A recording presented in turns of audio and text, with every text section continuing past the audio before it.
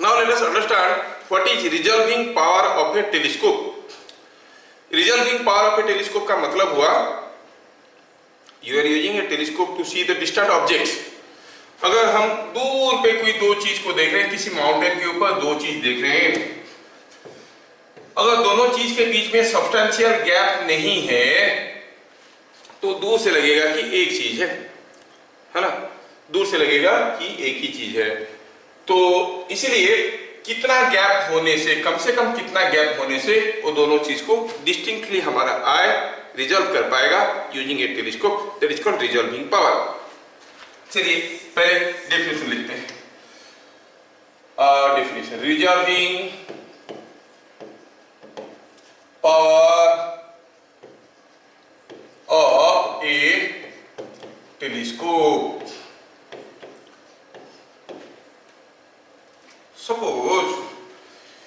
Suppose हमारे पास दो object रखे हुए हैं, ठीक है, और उनके बीच में चलो मानते हैं कि ये डिस्टेंस है d। यूजिंग ए टेलीस्कोप और सम ऑप्टिकल इंस्ट्रूमेंट आप क्या कर रहे हो कि इस चीज को कुछ यहां से दूर से देख रहे हो, दूर से आप इसको देखने की कोशिश कर रहे हो। तो जब यहां से आप देखने की कोशिश कर रहे हो, ये दोनों चीज आपकी आंखों में कितना एंगल कर रहे हैं? ये दोनों चीज आपकी आंखों में, सपोज हम कहेंगे आपकी आंखों में अल्फा एंगल कर रहे हैं। इतना एंगल करने के बाद पता चला कि you are able to see the two things separately. आप जानते हो इट शुड बी 1 मिनट, है ना, it should be 1 minute for common naked eye. हमारे आंखों के सामने अगर कोई चीज रखा जाता है, उससे निकलते हुए रे हमारे आंखों में कम से कम 1/60 डिग्री करेंगे तो हमें वो चीजें क्लियरली डिस्टिंक्टली दिखाई देंगे। अगर एंगल 1/60 डिग्री से कम हो गया तो फिर वो मिलजुल के जाएंगे और हमको पता नहीं चलेगा, कुछ तो है but we will not be able to distinctly see. Using a telescope कोई दूर की चीज को आपको देखने की कोशिश कर रहे हो, ये दो पॉइंट आपको अलग अलग दिखेंगे। अगर d डिस्टेंस होने के बावजूद आपकी आंखों से आप इन दोनों को अलग अलग देख पा रहे हो और ये distance d is the minimum distance between them, तो ये एंगल को हम कहते हैं resolving power.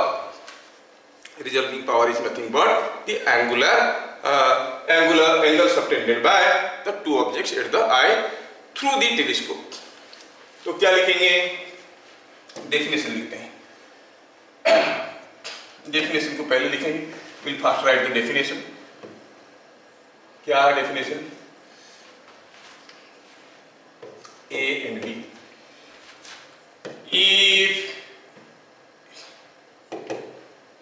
if A and B are 2 points at a far away position,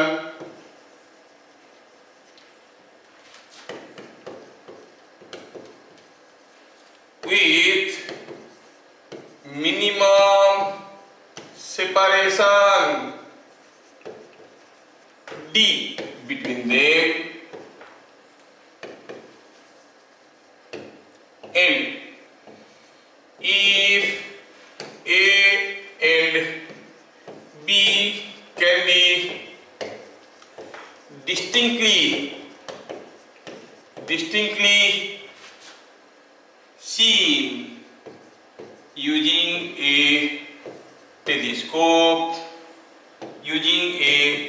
telescope, then alpha is called resolving power.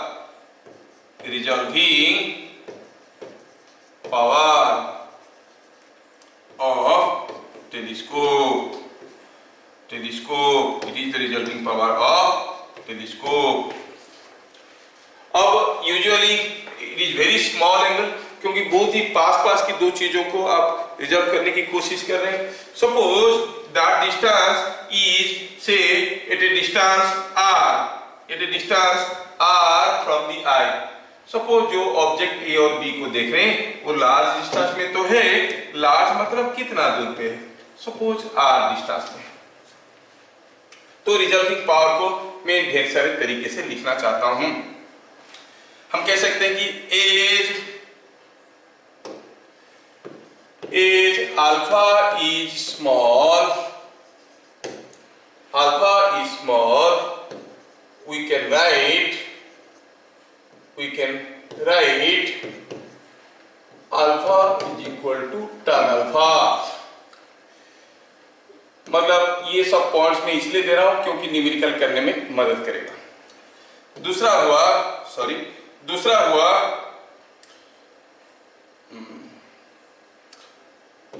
क्या, दूसरा हुआ कि अगर ये डिस्टेंस d है, minimum separation between A and B, और ये डिस्टेंस अगर r है, तो हम कहेंगे S is equal to R theta वाला formula, d is equal to R alpha. हम कह सकते हैं d the minimum separation between the objects। तो D को हम अब क्या कैसे रिलेट कर सकते हैं, can be called as R alpha, D can be written as R alpha. ये भी समझ में आया, सिंपल सा चीज है, इसमें कोई दो राय नहीं है, things are very simple. D is equal to R alpha.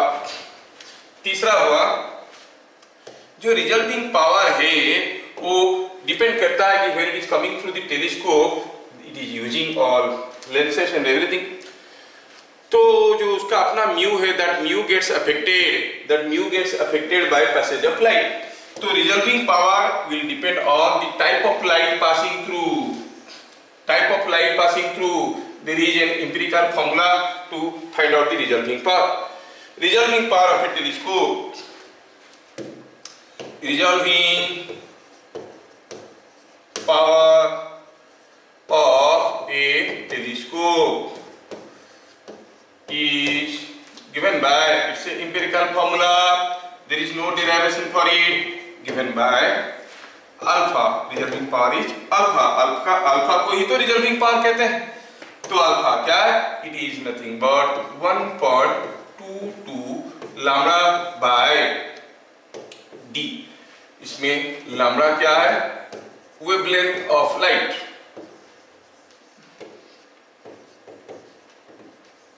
कौन सा लाइट, जो लाइट आ रहा है, जो ऑब्जेक्ट को देख रहे हो वहां से कोई लाइट तो निकल के आ रहा होगा ना, इसलिए तो आप उसको देख पा रहे हो। Wavelength of light coming out of far objects. और D क्या, D is aperture, D is the aperture of lens, और यू से objective, sorry it is objective lens.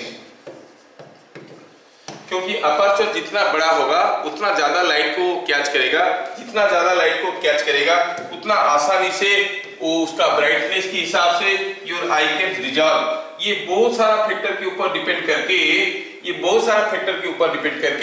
ये रिजल्टिंग पावर का फॉर्मूला निकला है।